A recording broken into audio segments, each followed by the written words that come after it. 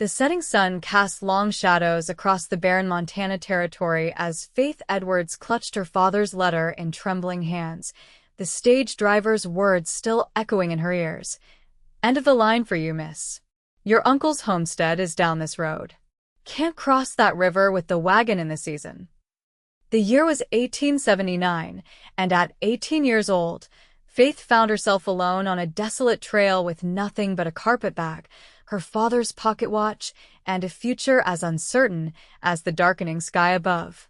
Faith swallowed hard, watching the stagecoach disappear in a cloud of dust.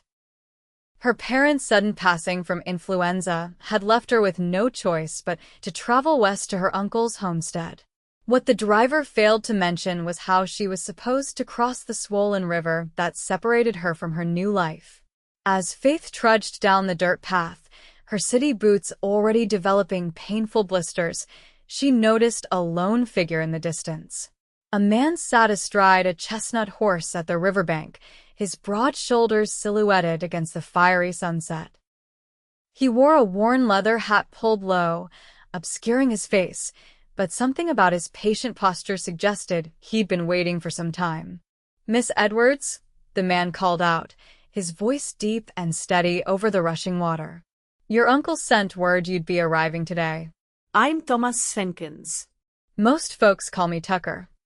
He touched the brim of his hat in greeting. "River's too high for you to cross alone. I'm here to help you across." Faith hesitated, years of city caution making her wary of strangers, even one apparently sent by her uncle. "How do I know my uncle sent you, Mr. Jenkins?" A smile crinkled the corners of his eyes as he dismounted with easy grace. "Your Uncle Samuel said you'd be careful. Good trait in these parts." He reached into his vest pocket and produced a folded paper. "He sent this along." Faith took the note, recognizing her uncle's penmanship from his occasional letters. "Please trust Tucker to bring you safely to us. The river crossing is dangerous this time of year." It was signed with her uncle's name and included a reference to a family story only he would know. "I apologize for my caution," Faith said, tucking the note into her sleeve. "Don't apologize for good sense, Miss Edwards." Tucker's face emerged from the shadow of his hat as he stepped closer, tanned from years under the sun, with striking blue eyes that seemed to hold both kindness and caution. At perhaps 25, his face had the weathered look of someone who'd known both hard work and harder decisions. "Your uncle's place is a half-day's ride once we cross. We'd best get moving if we want to make it before full dark." Tucker secured Faith's carpetbag to his saddle and led his horse to the riverbank. The water rushed past, swollen with spring runoff, its surface churning with debris. "I've never ridden a horse," Faith admitted, eyeing the tall animal with trepidation. "No time like the present for learning," Tucker said, interlacing his fingers to create a step for her foot. "But for the crossing, you'll ride in front of me. Safer that way." Once mounted, with Tucker settled behind her, Faith found herself acutely aware of his proximity. His arms reached around her to hold the reins, creating a secure circle that somehow felt both improper and necessary. "Hold tight to the saddle horn," Tucker instructed as they approached the water's edge. "If anything happens, let go of everything else but not that." "Understood." Faith nodded, gripping the leather protrusion until her knuckles whitened. The horse stepped cautiously into the rushing current, and Faith bit back a gasp as the cold water splashed against her skirts. "Easy, Copper," Tucker murmured to his horse. "We've done this before." The horse moved steadily through the water as it deepened, eventually swimming with powerful strokes. Faith's heart hammered against her ribs as water rose to her thighs, then her waist. A branch rushed past, nearly striking them. "Look ahead, not down." Tucker's voice came close to her ear, calm despite the danger. "Copper knows what he's doing." Faith forced her eyes up from the churning water to the opposite bank, fixing her gaze on a tall cottonwood tree. The horse struggled against the current, losing ground momentarily before finding purchase again. There was an easier crossing upstream. Faith said through clenched teeth, according to my map. Tucker's laugh rumbled against her back. 5 miles north, washed out 2 days ago. This is the only way across for 20 miles in either direction now. The horse finally found footing on the other side, climbing the slippery bank with determination. Only when they stood on solid ground did Faith realize she'd been holding her breath. Tucker dismounted in one fluid motion, then reached up to help her down. His hands at her waist, Faith slid from the saddle, her legs trembling both from the crossing and the unfamiliar horseback position. When her feet touched the ground, her knees buckled slightly, and Tucker steadied her with a gentle but firm grip. "You did well," he said, releasing her once she was stable. Most city folk would have screamed the whole way across. "I was too frightened to scream," Faith admitted with a shaky laugh. "Thank you for meeting me. I don't know what I would have done otherwise." Tucker nodded, leading the horse up the bank. "Your uncle's worried about you making such a long journey alone.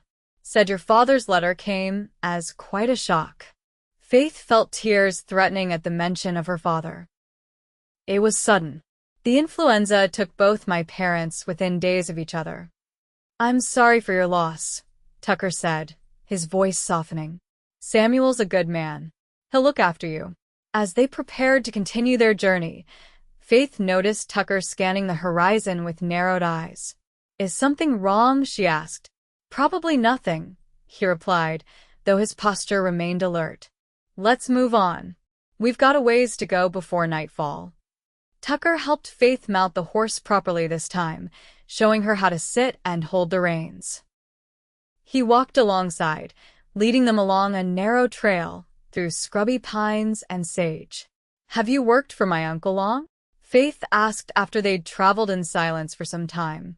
"Don't exactly work for him," Tucker replied. "My ranch borders his to the west. We help each other out when needed." "You have your own ranch?"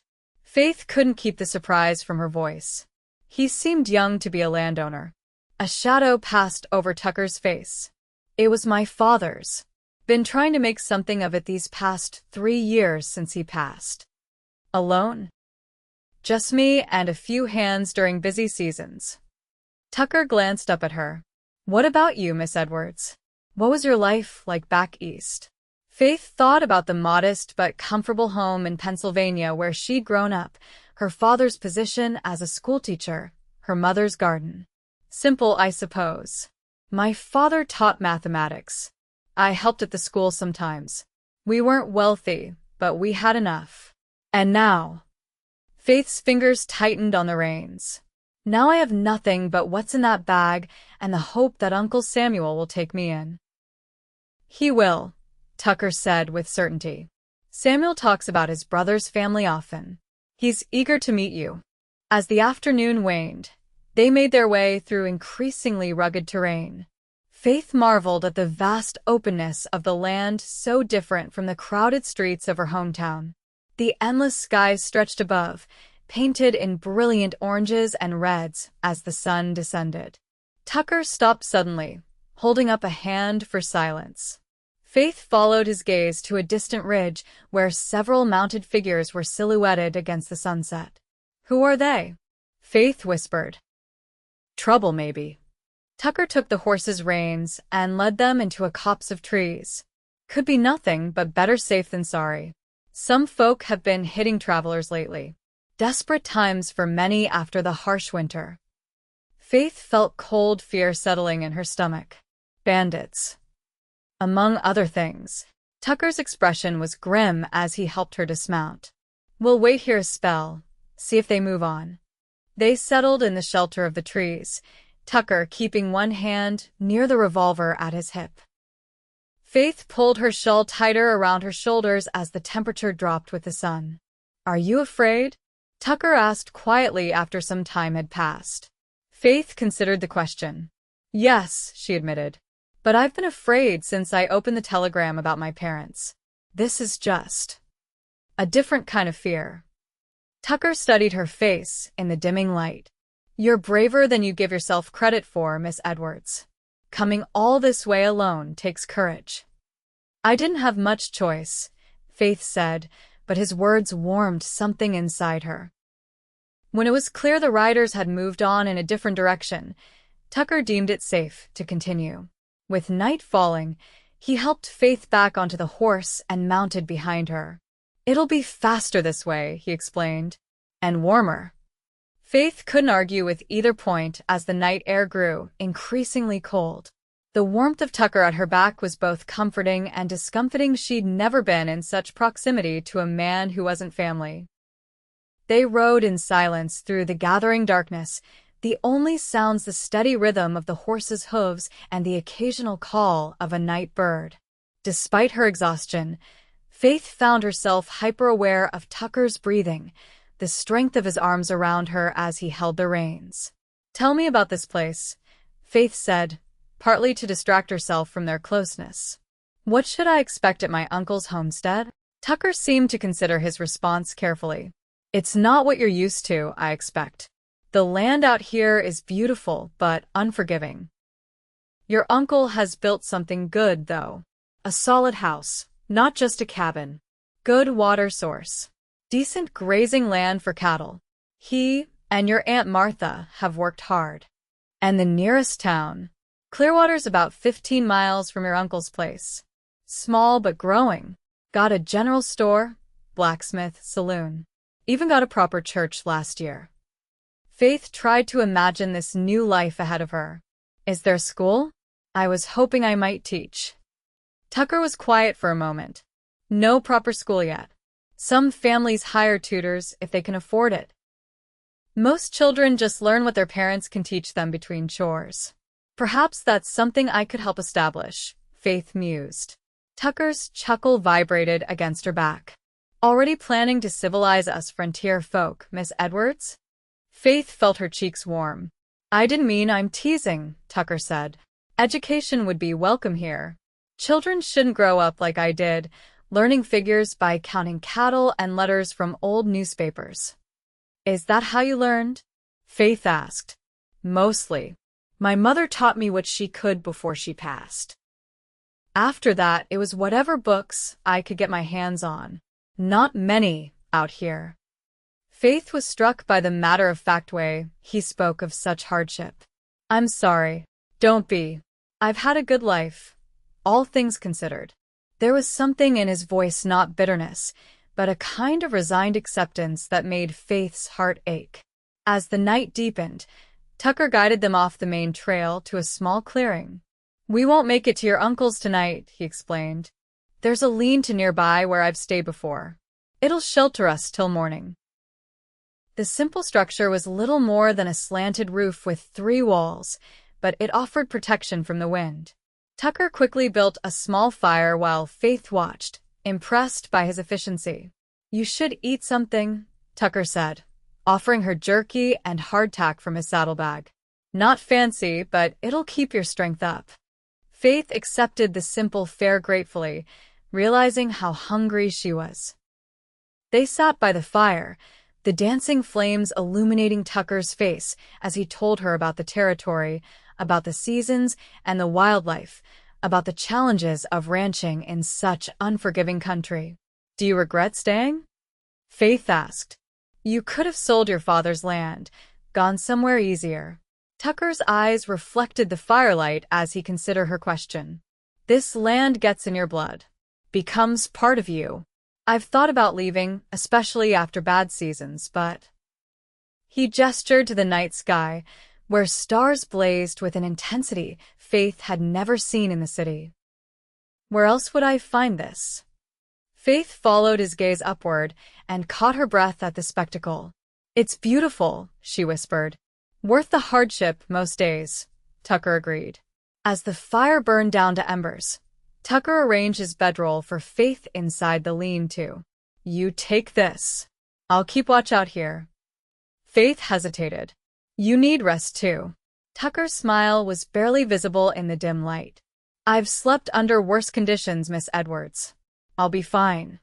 Despite her exhaustion, sleep eluded Faith. The strange sounds of the wilderness, the hard ground beneath the thin bedroll, and thoughts of the man sitting vigilant by the dying fire all conspired to keep her awake. Finally, she rose and stepped outside. Tucker turned at her approach, instantly alert. "Everything all right?"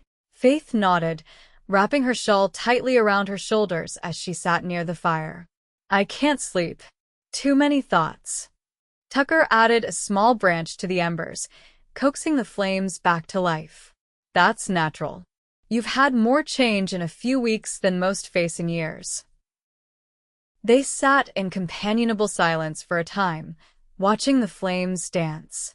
When Faith shivered, Tucker hesitated before removing his coat and draping it around her shoulders. "You'll freeze," Faith protested. "I'm used to the cold," he said simply. The coat smelled of leather, horses, and something indefinably masculine. Faith pulled it closer, grateful for both its warmth and the unexpected kindness of this stranger who was quickly becoming something more than that.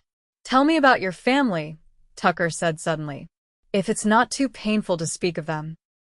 Faith found, to her surprise, that she wanted to share these memories.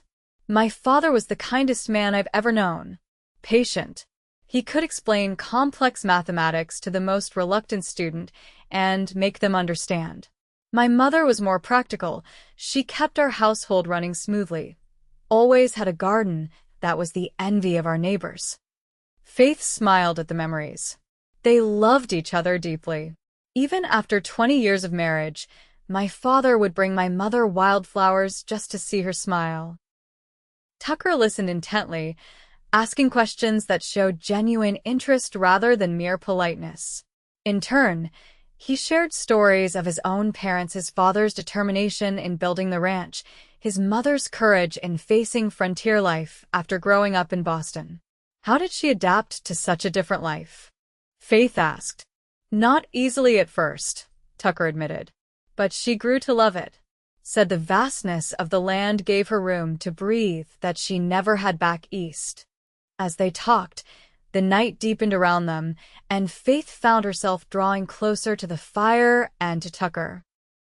There was something about him that inspired trust, a steadiness that seemed rare in a world that had recently proven so uncertain for her.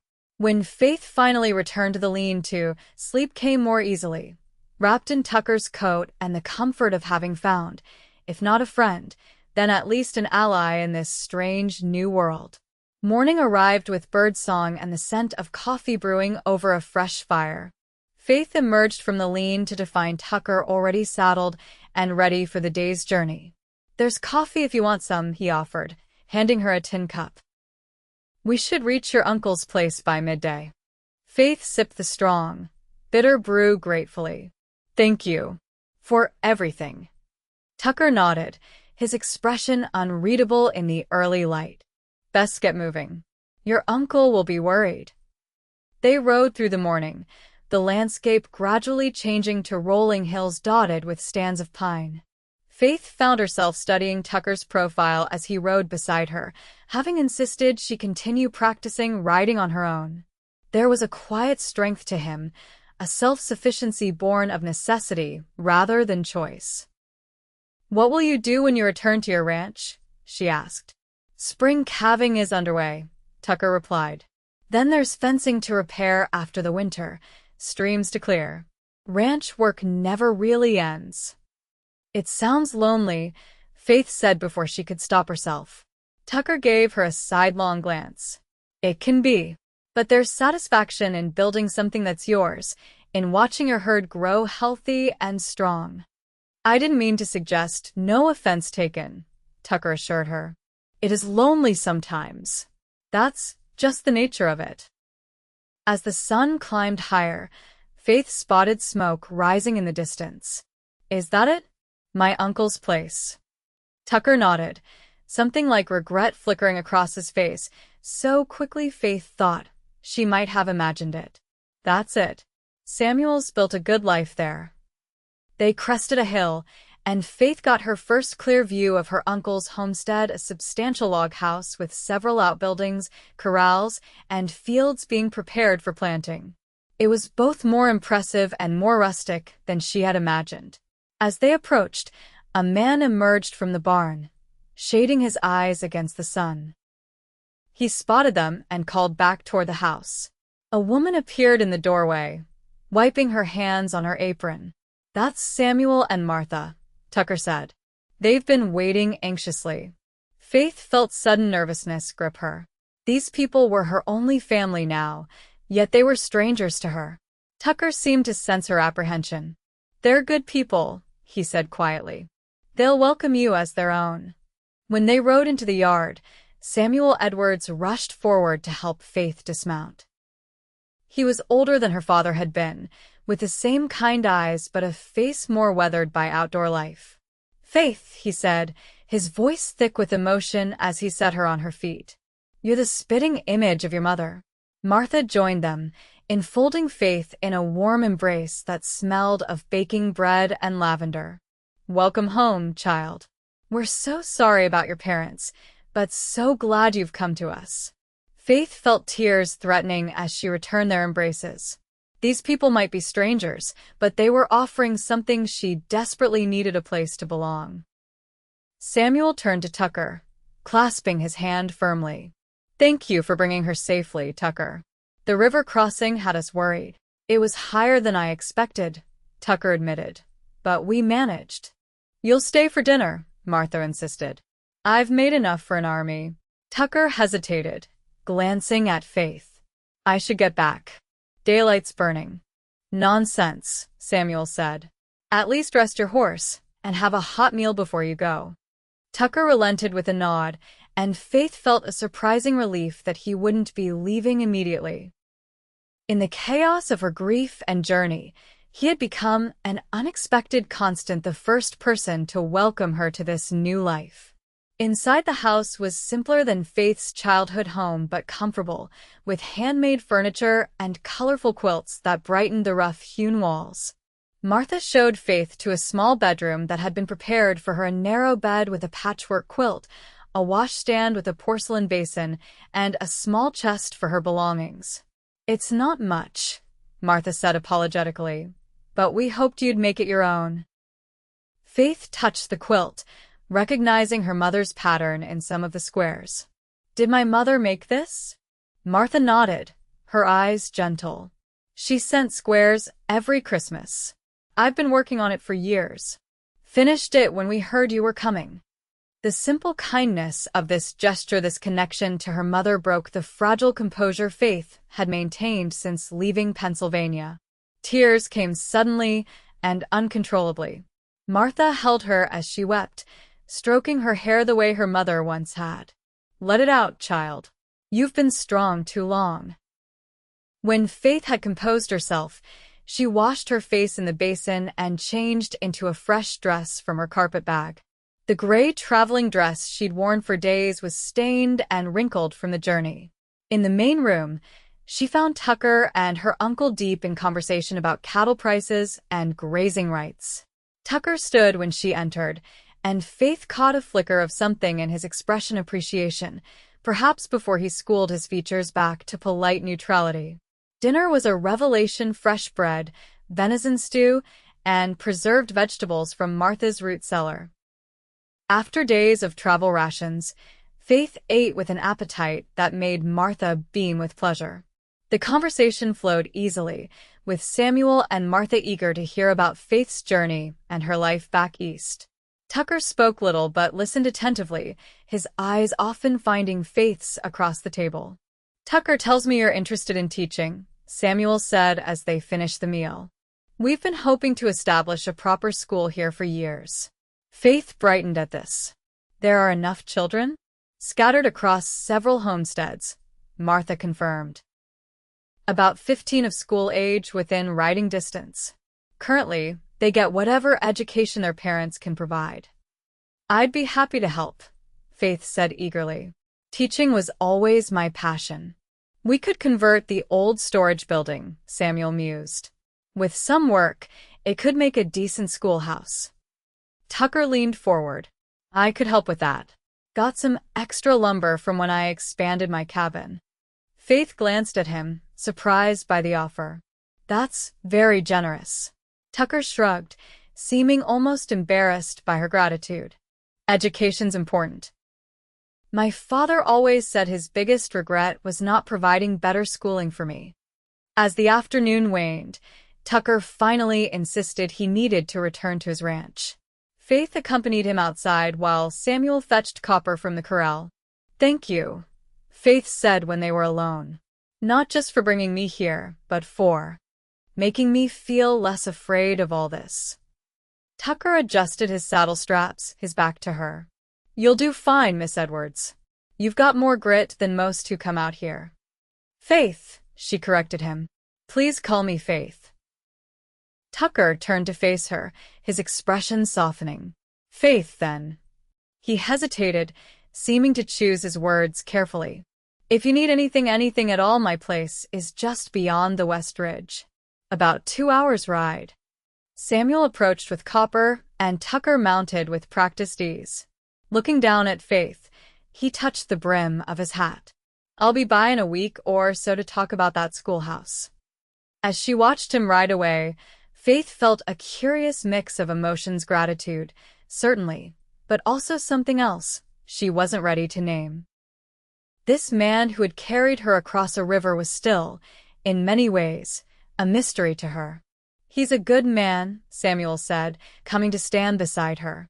"One of the best in these parts, though he keeps to himself more than most." "He mentioned his parents are gone," Faith said, her eyes still on Tucker's retreating figure. Samuel nodded. "Lost his mother to pneumonia when he was just 12. His father died in a cattle stampede 3 years back. Tucker's been running that ranch alone ever since, against all odds." Against all odds? Most young men would have sold up and moved on. Ranching isn't easy, especially on your own. But Tucker's stubborn, determined to make his father's dream work.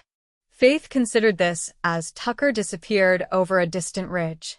There was more to the quiet cowboy than she had initially thought. The next days were a whirlwind of adjustment for Faith. Martha showed her the rhythms of homestead life: how to churn butter, tend the vegetable garden, preserve food for the coming winter.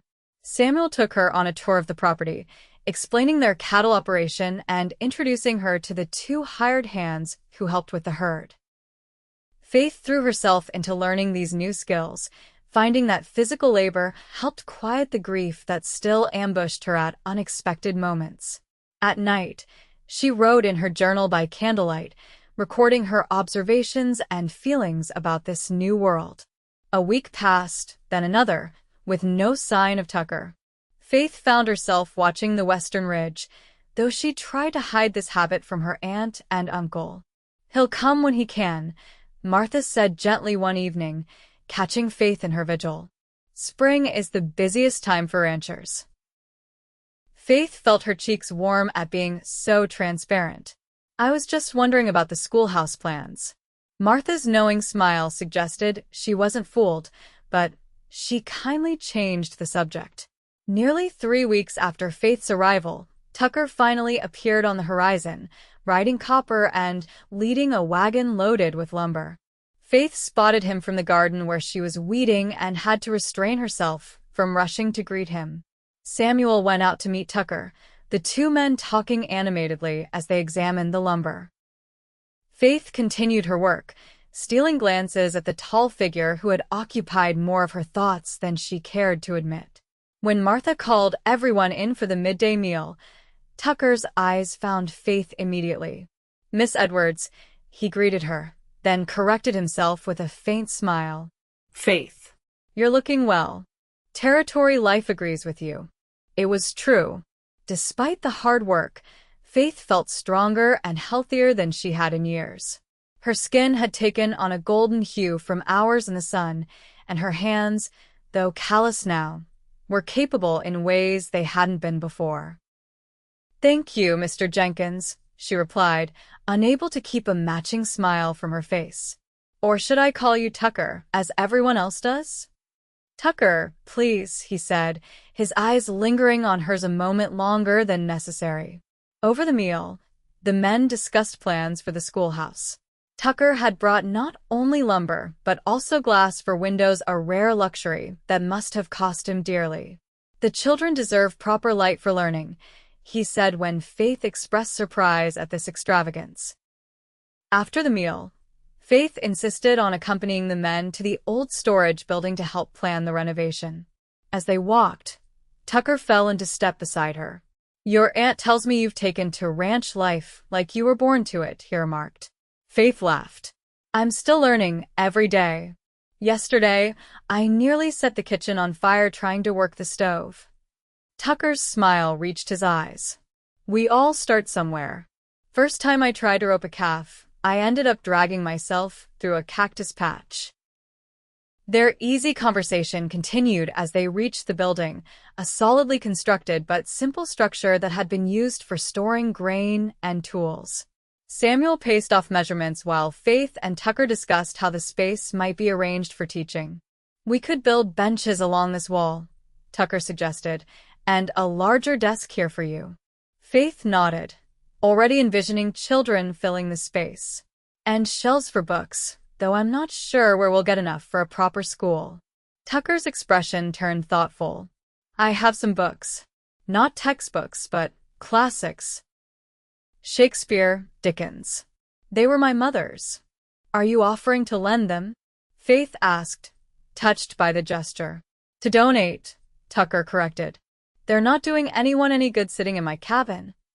Samuel rejoined them with a rough sketch of the planned renovations. "Tucker, you think you could spare a day or two to help with the construction? I can offer fair payment." "No payment needed," Tucker said firmly. "I can come back the day after tomorrow to start. My new hand can manage things at the ranch for a few days." As they walked back to the house, Faith found herself studying Tucker when he wasn't looking. There was a quietness to him that she found increasingly compelling, not shyness, exactly, but a self-contained quality that made his occasional smiles all the more valuable. Before Tucker left that day, he brought a small package from his saddlebag and handed it to Faith. "Found this in Clearwater last time I was there. Thought you might like it." Faith unwrapped the brown paper to find a small book of poetry by Emily Dickinson. Her finger traced the embossed title with wonder. "How did you know I enjoy poetry?" Tucker looked almost embarrassed. "You mentioned your father reading poetry aloud during our ride here. Wasn't sure if you'd like this particular poet." "I love her work," Faith said softly, moved by the thoughtfulness of the gift. "Thank you." Tucker nodded, seeming pleased but uncomfortable with her gratitude. He mounted Copper with a promise to return in 2 days to begin work on the schoolhouse. As Faith watched him ride away, Martha appeared at her side. "That's the first personal gift I've ever seen Tucker Jenkins give anyone," she said quietly. "It's just a book," Faith replied, though she held it carefully against her chest. Martha's knowing glance suggested she thought otherwise, but mercifully said nothing more. True to his word, Tucker returned 2 days later with tools and additional supplies. For the next week, he worked alongside Samuel and the ranch hands to transform the storage building into a schoolhouse. Faith helped where she could, painting walls and sanding rough edges from benches. During these days of shared work, Faith learned more about Tucker through observation than conversation. She noticed how he took time to explain techniques to the younger ranch hand, showing rather than telling. She saw his careful precision with measurements, his refusal to take shortcuts even when Samuel suggested easier methods. "It needs to last," was all Tucker said, and Samuel didn't argue further. Faith also noticed how Tucker watched her when he thought she wasn't looking, not in a way that made her uncomfortable, but with a kind of quiet appreciation that made her heart beat faster when she caught his gaze. They fell into a pattern of sharing the midday meal, often sitting slightly apart from the others. Tucker gradually revealed more about himself, how he'd learned to play the fiddle from an old trapper who wintered on their property one year, how he'd once traveled all the way to San Francisco to sell a prize bull and had been overwhelmed by the city.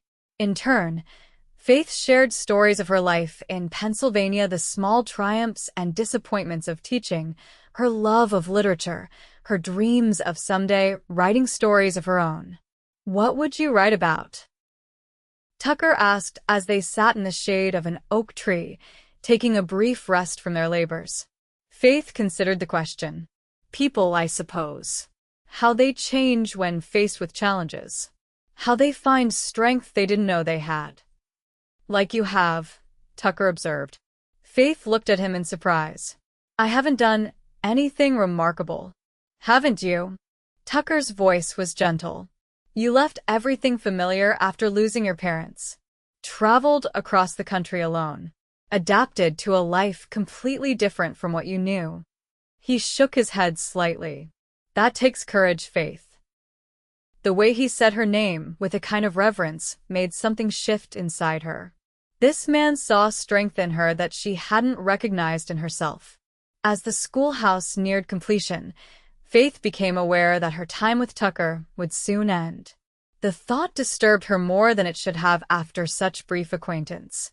On the final day of construction, Tucker worked late into the evening, installing the glass windows as the last task. Faith brought him a lantern as darkness fell, finding him carefully securing the last pane. It's beautiful, she said, holding the light higher to illuminate his work. Tucker stepped back to survey the completed windows. It'll catch the morning light nicely. Good for reading. The children will love it, Faith said. As will I. They stood in companionable silence for a moment, the lantern casting a golden glow over the newly finished schoolhouse. Faith realized with sudden clarity that she didn't want him to leave, not just tonight, but ever. The realization must have shown on her face, for Tucker's expression softened as he looked at her. Faith. The sound of Samuel calling from the house broke the moment. Tucker. Faith. Martha's put dinner on the table. Tucker cleared his throat, taking a step back. We should go in. Faith nodded, not trusting her voice. As they walked toward the house, their hands brushed accidentally. Tucker's fingers caught hers for the briefest moment before releasing them again, the touch sending warmth spreading through her despite its brevity. Dinner that night was a celebration of the completed schoolhouse. Martha had prepared a feast, and Samuel opened a bottle of whiskey he'd been saving for a special occasion. Even the ranch hands joined them, the table crowded with people enjoying good food and better company. Faith found herself seated next to Tucker, acutely aware of his presence throughout the meal. When Martha brought out an apple pie for dessert, Tucker leaned closer to Faith. Your aunt mentioned you made this, he said quietly. Faith nodded. My first attempt. I'm not sure it'll be edible. Tucker's smile was warm. I'm willing to risk it. The pie was indeed imperfect, slightly overcooked on one side, but Tucker declared it the best he'd ever tasted with such sincerity that Faith knew he wasn't merely being polite. As the evening drew to a close, Samuel raised his glass in a toast. To our new schoolmarm and her fine schoolhouse. May many children learn and grow within those walls. And to those who built it, Faith added, meeting Tucker's eyes across the table. With skill and generosity. Tucker ducked his head at the praise, but Faith caught the pleased expression he tried to hide.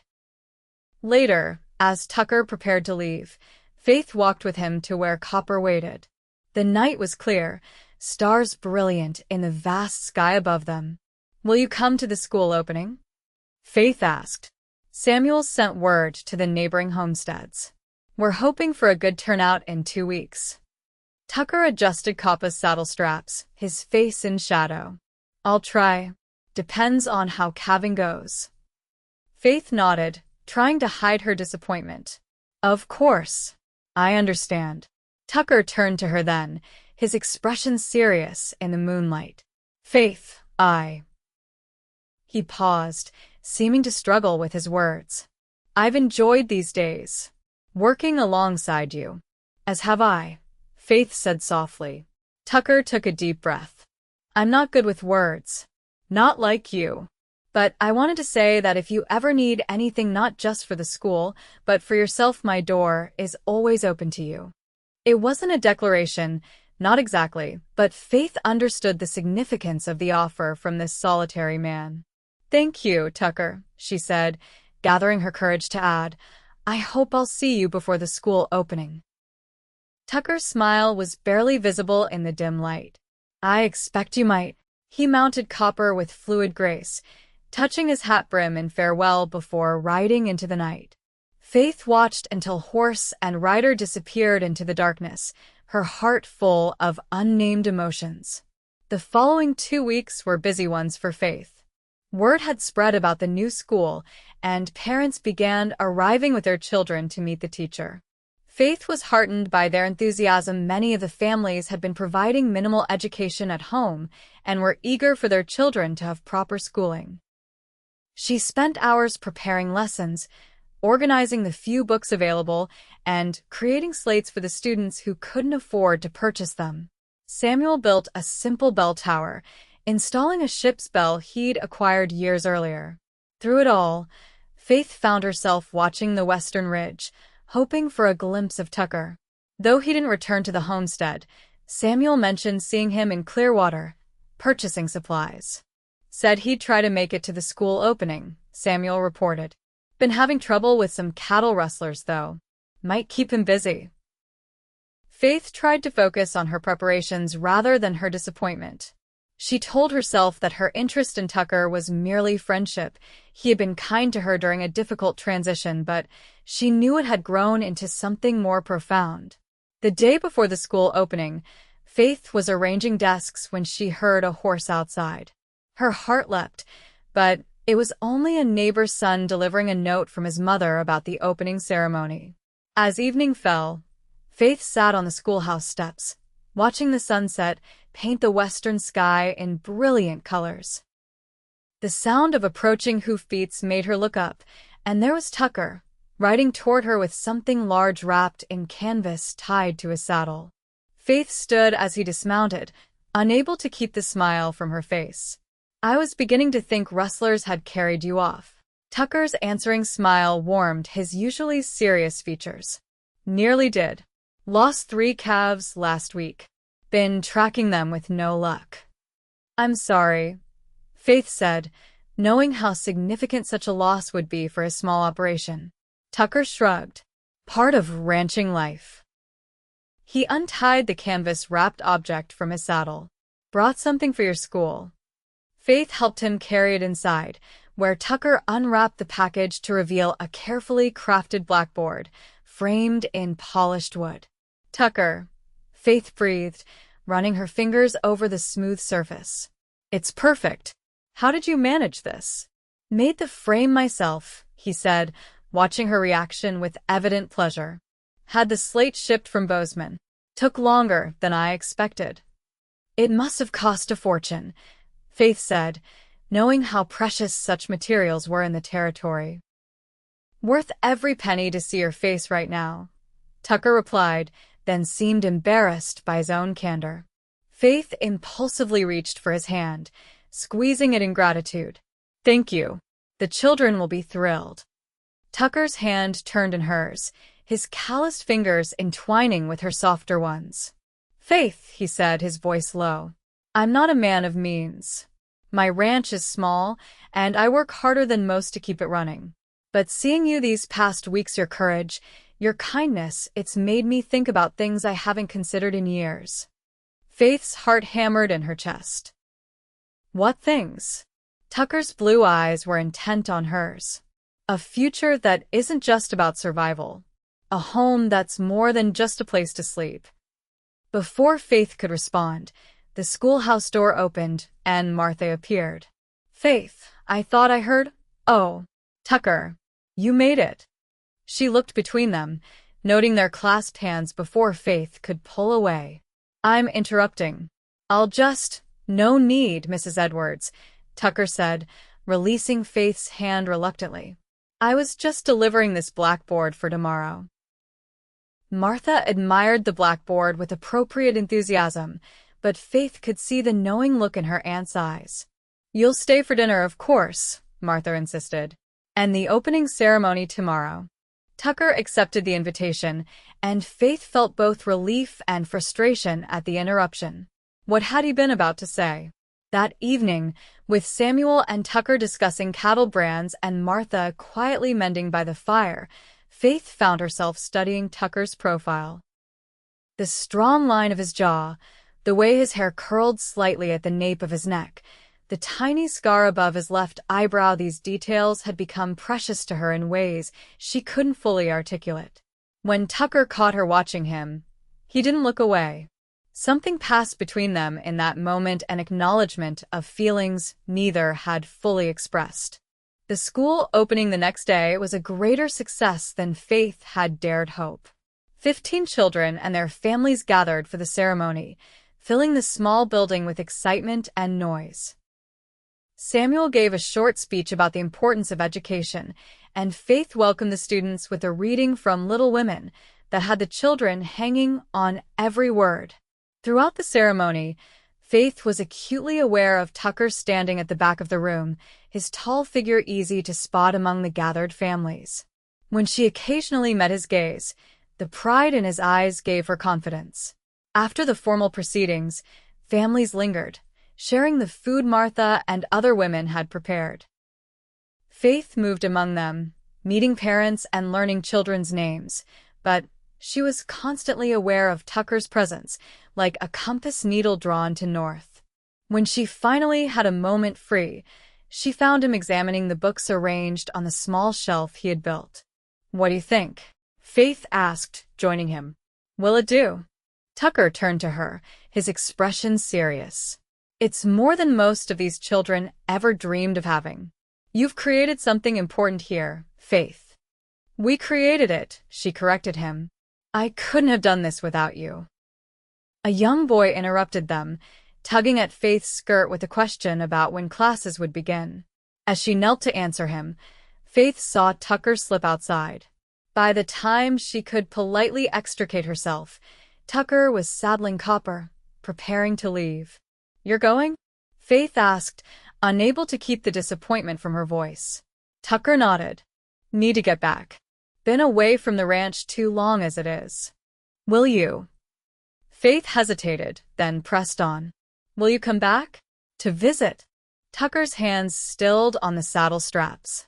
"Do you want me to?" "Yes," Faith said simply, finding courage in his direct question. "Very much." Tucker turned to face her fully, his expression softening. "Then wild horses couldn't keep me away." He reached out, his fingers gently brushing a loose strand of hair from her face. "Faith, I'm not good at pretty words, but I think you know what I'm trying to say." Faith's heart raced at his touch. "I think I do, but I'd like to hear it anyway." A smile tugged at the corner of Tucker's mouth. "Demanding woman." He took a deep breath. "I've grown to care for you. More than I thought possible after such a short time. I'm not asking for any promises, it's too soon for that, but I'd like the chance to court you properly, if you're willing." Faith felt a smile bloom across her face. "I'm very willing, Tucker Jenkins." The relief in his eyes was almost comical. Good.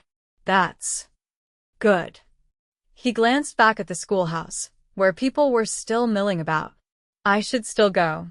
Don't want to give anyone reason to gossip." Faith nodded, understanding the propriety of the situation even as she wished for more time with him. "When will I see you again?" "Sunday," Tucker decided. "I'll come for dinner if your aunt and uncle approve." "They approve," Faith said with certainty, having seen the way Martha watched them together. Tucker mounted Copper, looking down at Faith with an expression that made her breath catch.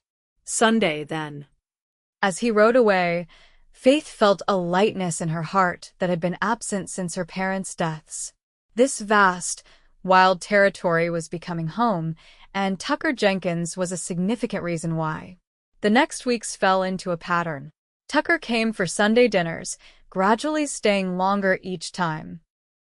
Faith began her teaching duties, finding deep satisfaction in the children's eager minds and rapid progress.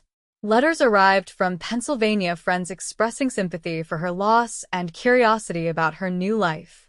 In her responses, Faith found herself writing more about Tucker than she intended, describing his kindness, his quiet strength, the way he listened when she spoke as though her words were precious to him. One Sunday in late spring, Tucker arrived earlier than usual, asking Samuel's permission to take Faith for a ride. "There's something I'd like to show her," he explained, his manner more formal than it had been in weeks. Samuel exchanged a glance with Martha before nodding his approval. "Have her back by supper time." Tucker helped Faith mount her own horse, a gentle mare Samuel had been training for her, and led her westward, toward his ranch. They rode in companionable silence for a time, the day warm but not yet hot, wildflowers dotting the prairie around them. "Where are we going?" Faith finally asked as they crossed a shallow stream. "My land," Tucker replied. "There's something there I want your opinion on." As they crested a hill, Faith got her first view of Tucker's ranch, smaller than her uncle's operation but well-maintained, with a sturdy cabin, corral, and barn. A creek wound through the property, lined with cottonwoods that provided welcome shade. Tucker led her not to the cabin but to a knoll overlooking the creek. There, to Faith's surprise, stood the beginnings of a structure, foundation stones laid out, timber stacked nearby. "What is this?" Faith asked as they dismounted. Tucker removed his hat, turning it nervously in his hands. "Could be a home, if you want it to be." Faith's heart seemed to stop, then race forward. "Tucker, I know it's fast," he said quickly. "We've known each other barely 3 months, but I've never been more certain of anything in my life." He stepped closer, taking her hands in his. "I love you, Faith Edwards. I think I started falling for you when you questioned whether I was really sent by your uncle. You were standing there, exhausted but determined, refusing to take unnecessary risks." Faith laughed softly at the memory, tears pricking her eyes. "And I think I started falling for you when you carried me across that river. You made me feel safe when nothing in my life felt secure." Tucker's hands tightened on hers. "I'm asking you to take a different kind of risk now. To build a life with me. It won't be easy, ranching never is, but I promise to work every day to make you happy." "Are you proposing?" Faith asked, needing to hear the words. Tucker smiled, the most unreserved smile she'd seen from him. "Yes, madam, I believe I am. Faith Edwards, will you marry me? Be my wife, my partner, the mother of my children?" Faith's answer was immediate and certain. "Yes, Tucker Jenkins. Yes to all of it." Tucker pulled her into his arms, his kiss tentative at first, then deepening as Faith responded with equal fervor. When they finally parted, both breathless, Tucker rested his forehead against hers. "I should have asked Samuel first," he murmured. Faith laughed. "I'm 21 years old, Tucker. I can make my own decisions." Still, "It's proper." Tucker's adherence to propriety, even now, endeared him to her further. "We'll tell them together," Faith decided, "though I suspect they've been expecting this." Tucker nodded toward the half-built structure. "I started this 2 weeks ago.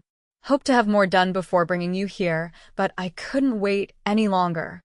Faith walked around the foundation, imagining the home it could become. "How long have you been planning this?" "Since the day I helped you across that river," Tucker admitted. "Not consciously, maybe, but something in me knew even then." Faith turned to him, struck by the simple certainty of his love.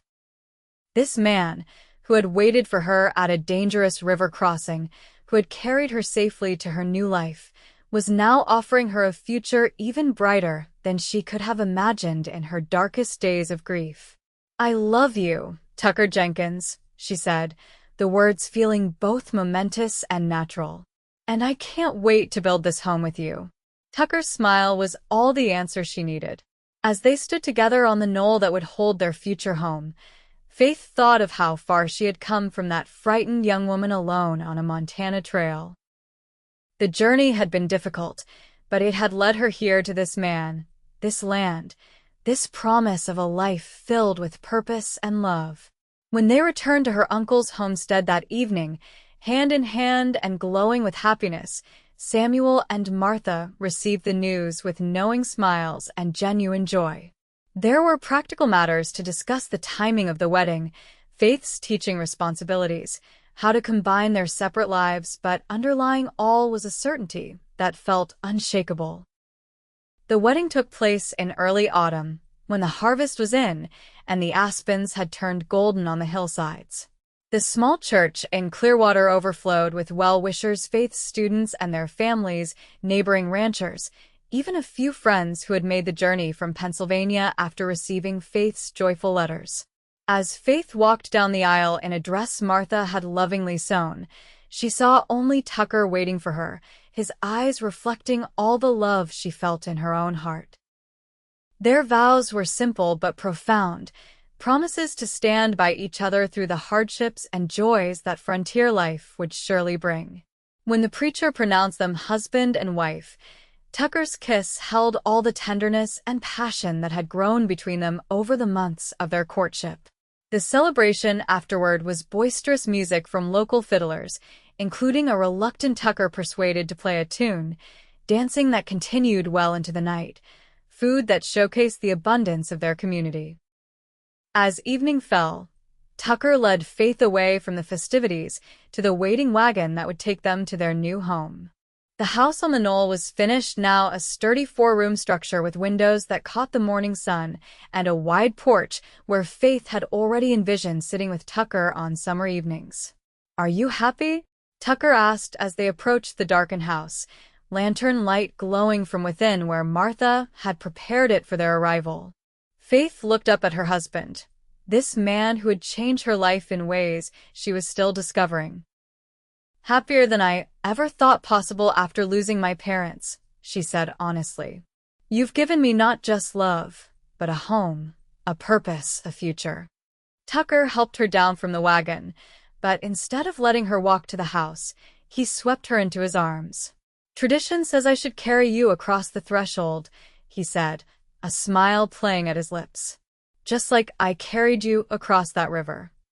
Faith wrapped her arms around his neck, remembering the fear and uncertainty of that day, marveling at how it had led to this moment of perfect contentment. "That seems fitting. You've been carrying me to safety since the day we met." Tucker paused at the doorway, looking down at her with an expression of such love that Faith felt tears spring to her eyes. "Welcome home, Faith Jenkins." As he carried her across the threshold into their new life together, Faith knew that the journey that had begun with grief and fear had led her exactly where she was meant to be, in the arms of a man who had waited for her at the river, ready to carry her not just across dangerous waters, but into a future filled with love. Years would pass, bringing both hardships and joys to their ranch on the knoll. Children would be born, first a son with Tucker's serious blue eyes, then twin daughters with Faith's determination and love of books. The small school Faith had started would grow into a proper town institution, educating generations of frontier children. There would be difficult seasons, drought years when the creek ran low, harsh winters that tested their endurance, the inevitable losses that come with frontier life. But through it all, Faith and Tucker would face each challenge together, their love deepening with each passing year. And sometimes, on summer evenings as they sat on their porch watching their children play in the golden light, Faith would remind Tucker of that first meeting, how they had sent her down the road alone, and how a cowboy had waited at the river to carry her across. Not just across a dangerous crossing, but across the threshold into a life more beautiful than either could have imagined.